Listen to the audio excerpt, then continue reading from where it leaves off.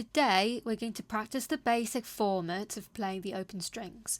If you haven't been practicing the violin for quite a while, or you simply feel like you're not yourself today, it's always a good idea to just start off with something small, because it wouldn't be a burden for your brain to do so much at the same time.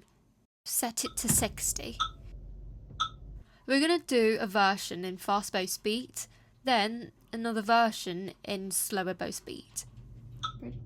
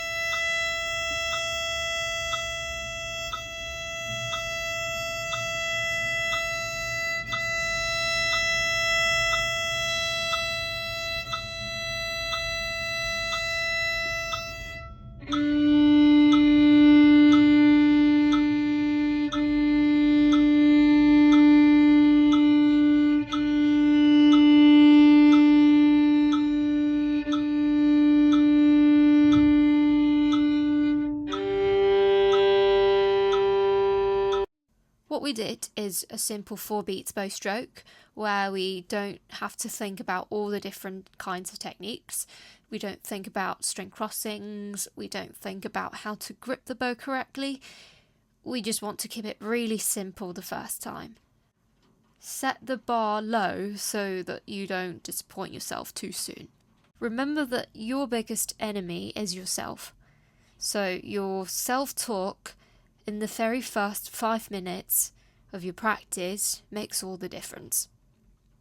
Now the second time we think about the tone.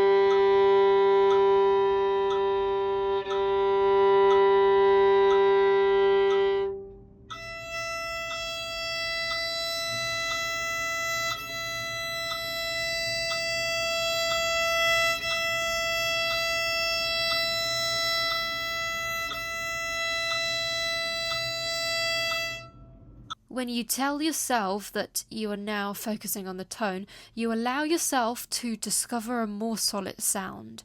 You'll then try your best that you can to find a balance between your bow speed and the pressure. It then brings you into controlling your natural arm weight. If we compare the sound of the first time with the second time, the first time was lighter, thinner and sweeter, but there's not enough depth and strength in the sound. We should call it like an easy sound. We played it at ease. Nice sound, the quality was good, even tone throughout the bow. The second time goes to the next level, which we look for the core of the tone. So if you imagine the tone here is much more like a 3D sphere, a solid one, it is rather big and heavy and it sings. The tone before was like a clean flat sheet, a very light and delicate one. So the problem here is that the sound needs to project. It needs to travel further.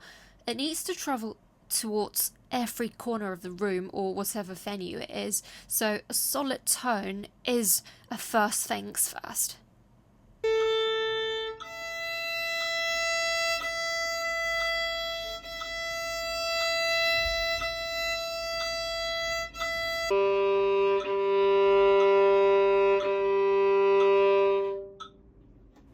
we vary this beat too, playing 2 beats at a bow.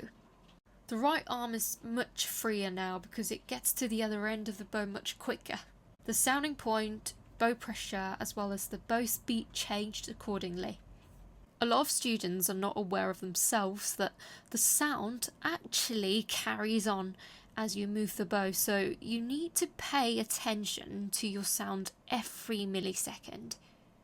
Your job is to maintain a solid tone throughout the entire bow. You know, we don't just play for the sake of producing some sort of sound on the violin. The last one here, we chop it into 2 halves or quarters. We practice the bow distribution. Try to feel the friction between the bow and the string and grip it hard and release it quickly. A flexible wrist and fingers will help you release the reaction force. 1, 2,